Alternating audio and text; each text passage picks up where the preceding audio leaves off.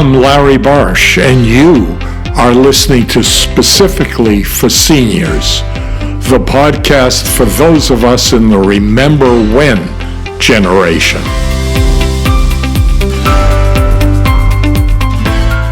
Today's podcast is available wherever you listen to podcasts and in video and audio on Spotify and on the Specifically for Seniors YouTube channel. Our guest on Specifically for Seniors today is Daniel Brown.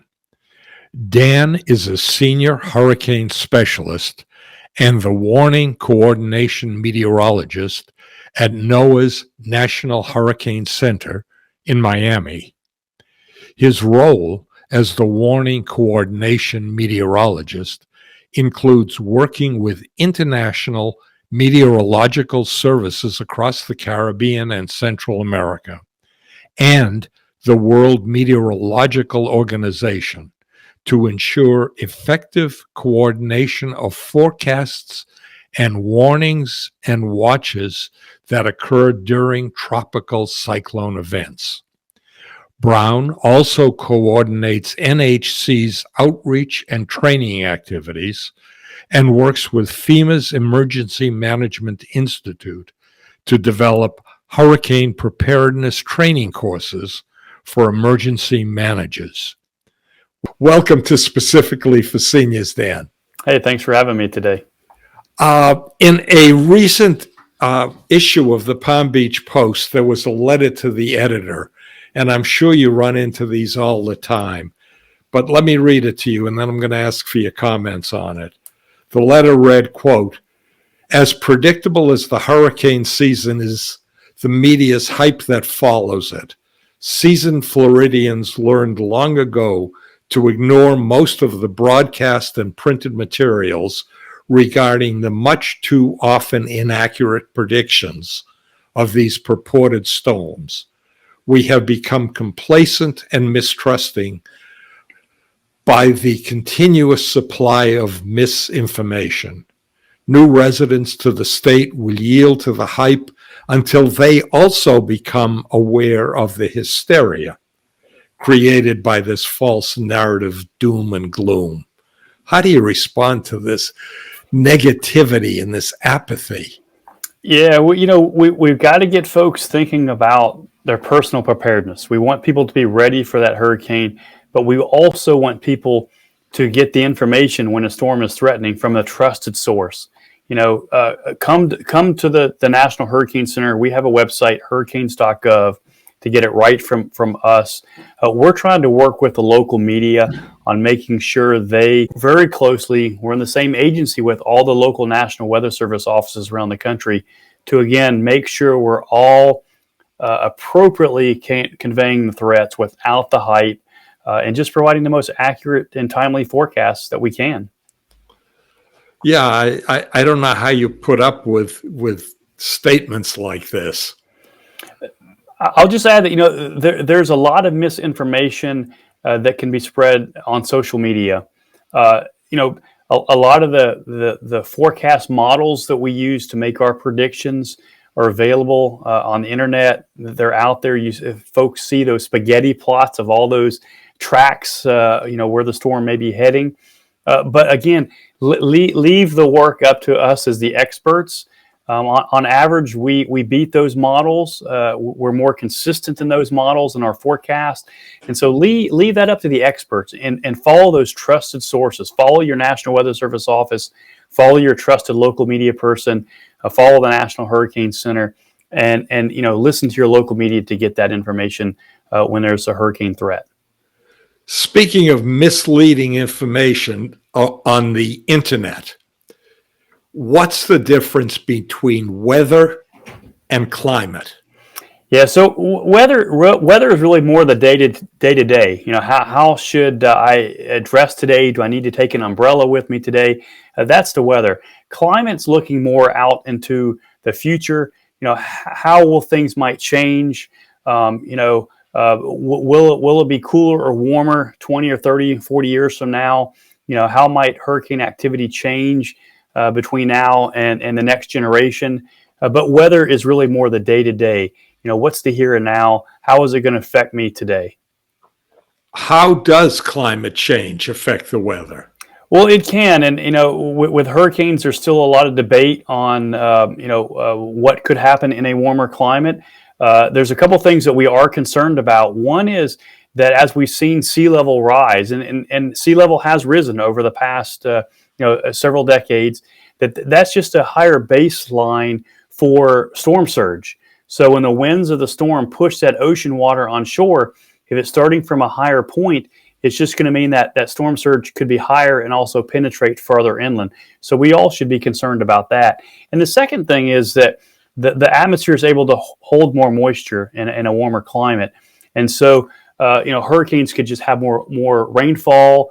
And there's also some studies that have shown that hurricanes might move slower in a warmer environment. So if we see storms that can hold more water moving more slowly, that's kind of a recipe for more flooding rainfall and just more impacts from the storm itself. So that's really where the science is taking us right now, worried really more about those water impacts, storm surge, and heavy rainfall.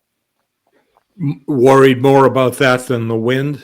Yeah, I mean, studies show that the wind might increase by a small fraction, but not by a lot in a warmer climate. So it really is rainfall. In fact, rainfall and the storm surge account for about 9 out of 10 deaths in hurricanes. We do need to be concerned about the wind, but it really is the water that we need to make sure we're staying safe from. And that's both storm surge, where we're asking residents to evacuate from the shoreline if they live in that area that's at risk for storm surge. And then also in the days following, when there's that flooding rainfall, to make sure you're not driving your vehicles into flooded roadways and just staying safe.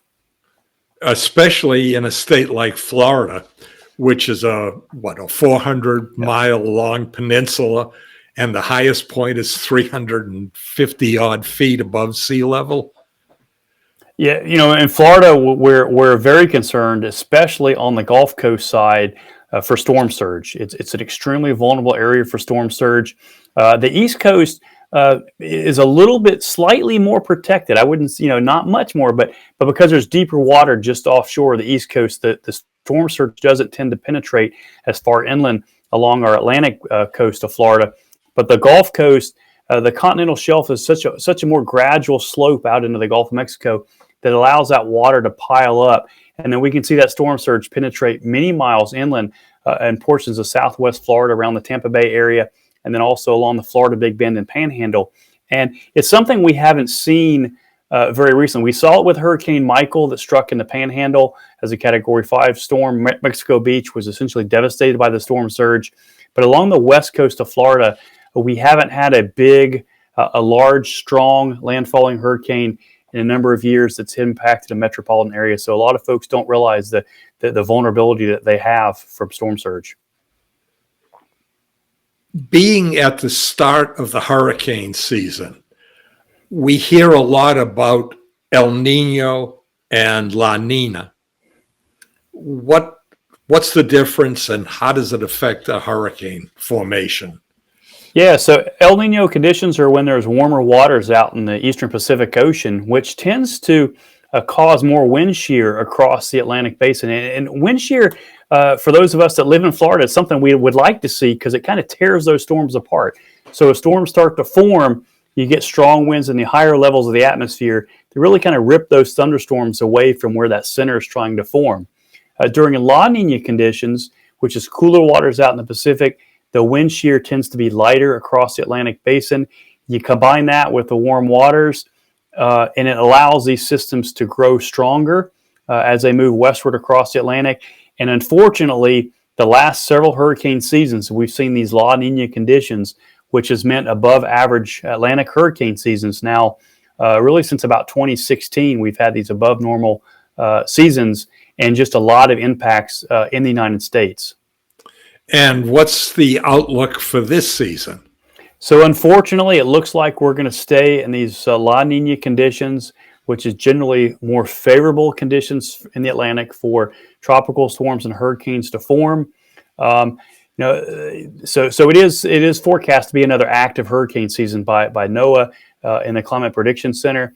One thing is we don't know where those storms are going to form. We don't know where they're going to go. We could hope for it to be a less impactful season, but folks have to remember it only takes one storm to hit your airport to be a really bad year. So the word is prepare. Always make sure you're prepared as we head into hurricane season, and especially the peak of the hurricane season, which is the August, September, and October time period. How does warm water precipitate formation of hurricanes? Yeah, so the hurricanes, they get their energy source from that warm ocean water. When you look at more like wintertime type lows that move across the United States, or if you lived up in the Northeast and you're familiar with the nor'easters they get, those are actually formed and get their energy from the contrast between the warm and cold air masses. So that difference in the atmosphere itself. Whereas hurricanes drive their energy from that warm ocean water.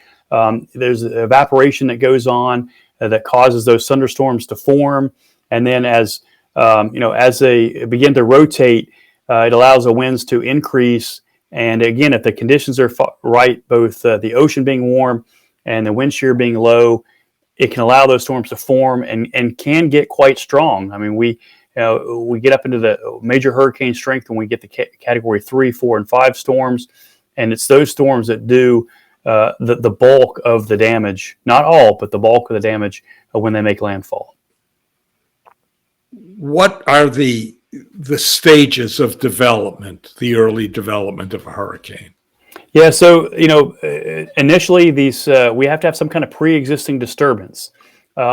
Early in the year, that might be a cold front that's moved off of the southeast U.S. coast, maybe in the Gulf of Mexico or in the Western Atlantic. But as we get more toward the peak months of the hurricane season, we start looking for these what we call tropical waves. They're disturbances that move off the coast of Africa every 3 or 4 days, and they just generate a cluster of thunderstorms. And as those thunderstorms move westward across the Atlantic, again, if the conditions are right, if you get the plenty of moisture in the atmosphere, if you get the warm waters and low shear, the thunderstorms will begin to organize and circulate as they move westward, and that's when they can grow stronger into a tropical depression, then a tropical storm, and again, if conditions are favorable, they'll make it to hurricane strength. And the forecasts always mention Saharan dust. What is that, and how does it affect a hurricane? Yeah, so the Saharan dust it really shows that there's dry air in the atmosphere. When we see the dust, it's typically because the atmosphere is very dry, especially in the mid levels of the atmosphere. And hurricanes don't like dry air. They want a very warm, moist environment and atmosphere. And so when we see that Saharan dust, it typically helps suppress, or shows that there's dry air that will suppress the formation of hurricanes. And so, we do see the Saharan dust move across the Atlantic at times. And usually, again, when that occurs, it's during a time in which we don't necessarily expect much development across the Atlantic basin. You mentioned categories of a hurricane, 3, 4, 5. What's the difference in wind speed? Yeah, so as we get up in the categories, of course, the wind speed gets stronger. We get to the category 3 status when winds get to be 115 miles per hour. And then category 4 and category 5 starts when the winds are above 155 miles per hour. And I will say that we can't focus too much on the storm category, because even the category 1s and 2s can do a lot of devastation. In fact, over the last decade or so, those category 1 storms have caused 185 fatalities in the U.S., several actually $110 billion worth of damage.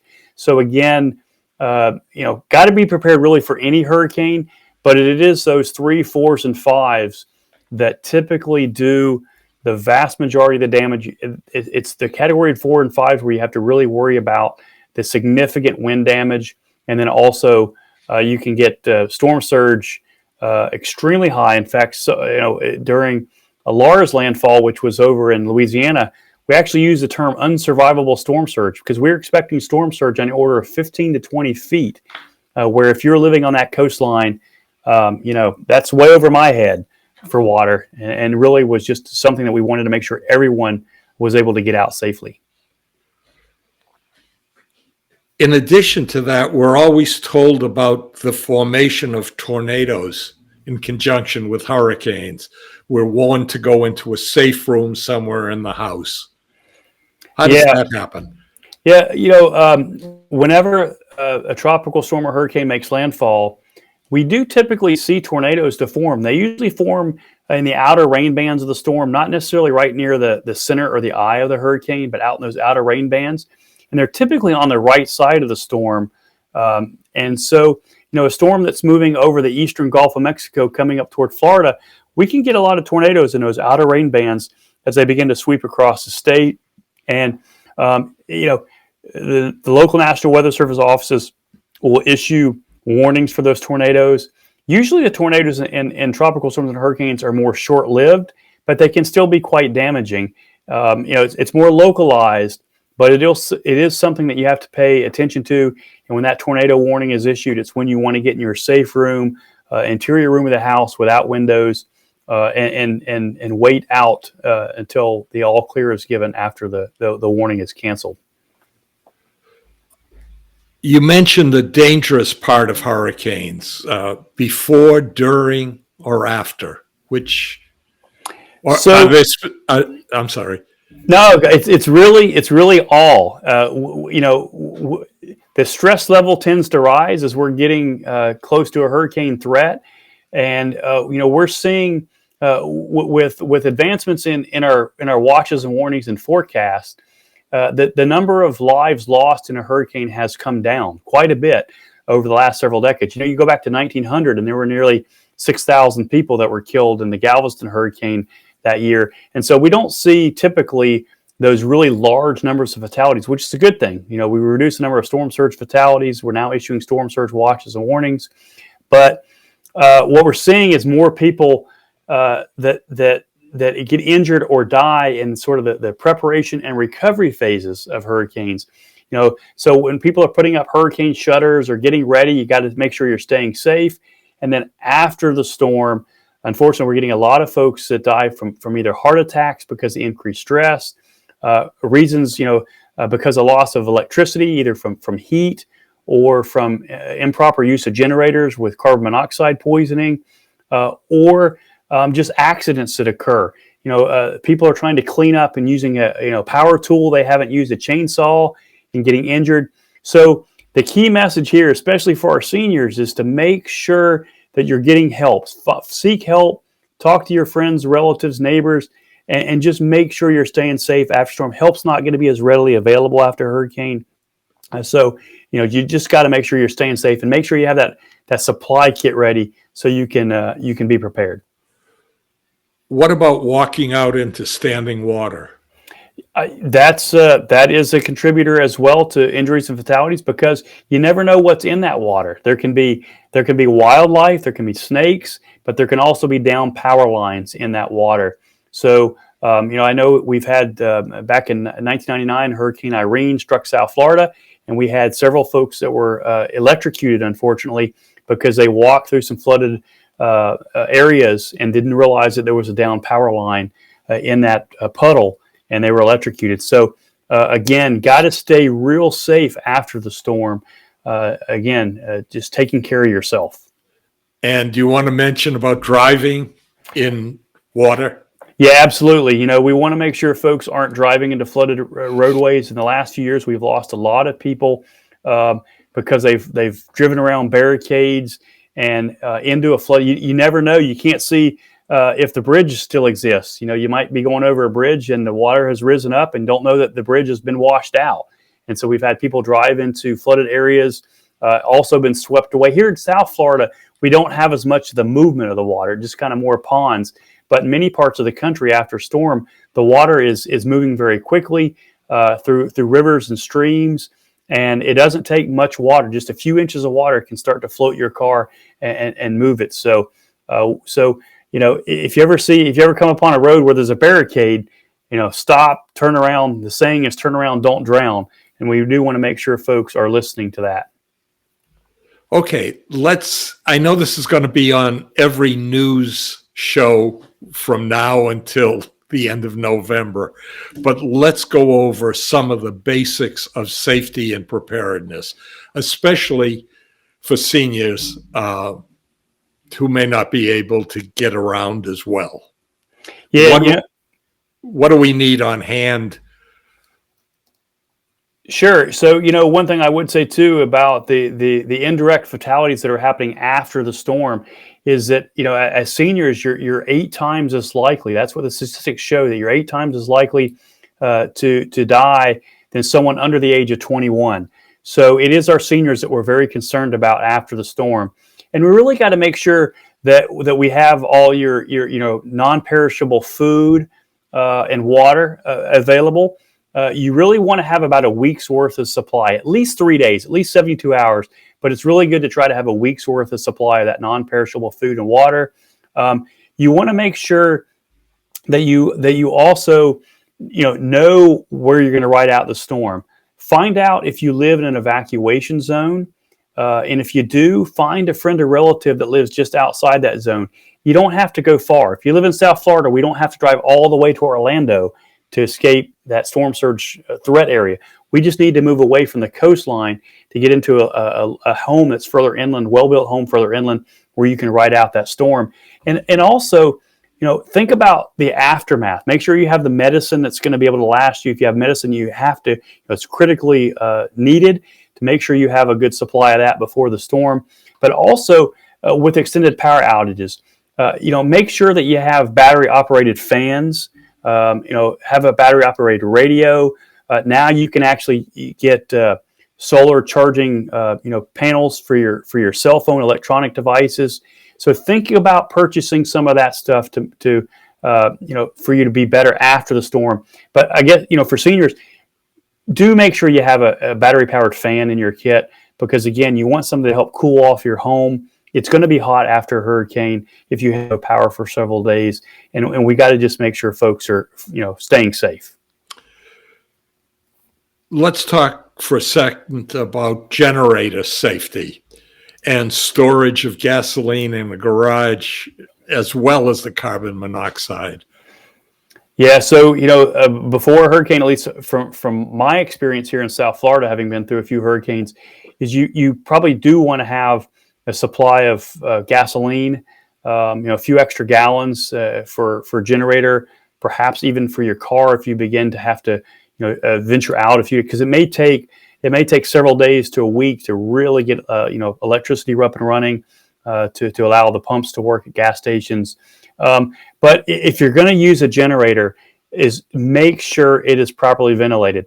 Actually, buy a carbon monoxide, a battery-powered carbon monoxide detector as part of your kit, and have that in your home so that if you do get carbon monoxide in your home, it will alert you. In the last few years, we've lost more folks to carbon monoxide poisoning after hurricanes as we've had from storm surge during the storm. So again, we've got to get people thinking about this generator safety because really after any weather event that causes large power outages, the freezes in Texas a few years ago, we also saw several carbon monoxide poisoning deaths from generators. So we just got to make sure people hear that message and are heeding our advice. What about safe storage of gasoline and propane?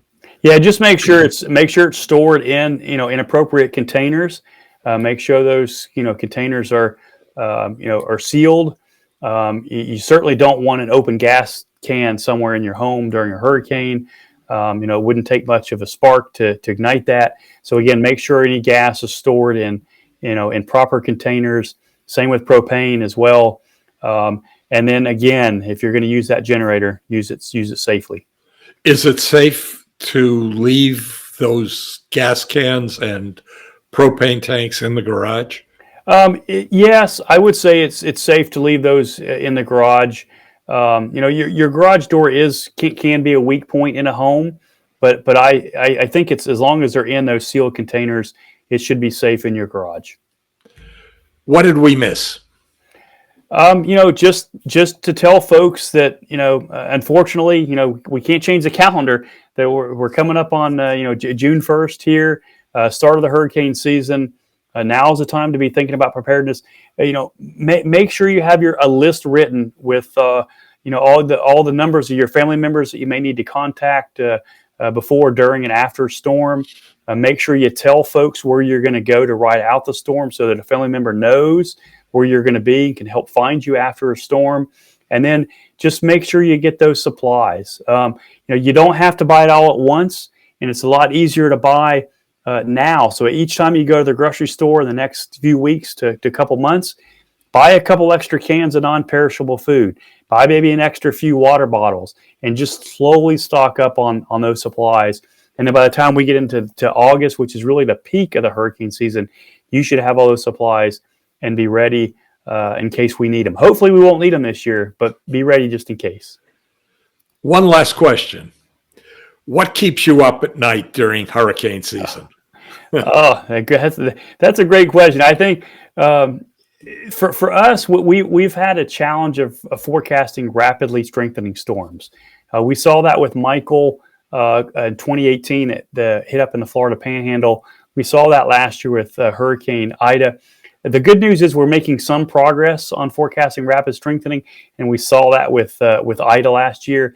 But I think the fear is to have a storm rapidly strengthening in the last day or two before landfall that then either hits, say, Tampa Bay, the Miami, Fort Lauderdale area, Jacksonville, a large metropolitan area where folks didn't have a lot of time. That's why it's so important to have your supplies, to have your plan, be ready.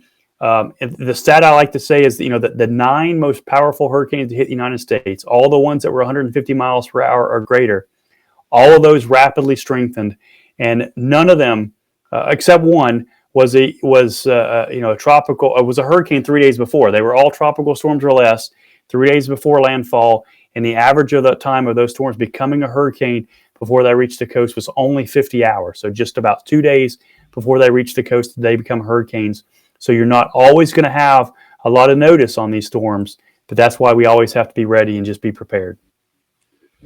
Dan, thanks for coming on specifically for seniors. Great information, necessary review of facts. It was a pleasure having you on. Thanks so much. Thank you so much for having me. And everyone be safe this hurricane season. Take care. Thank you. Bye-bye. If you found this podcast interesting, fun, or helpful, we'd appreciate it if you tell your friends and family, and click on the follow or subscribe button wherever you listen to podcasts. Until next time, I'm Larry Barsh, and you've been listening to Specifically for Seniors.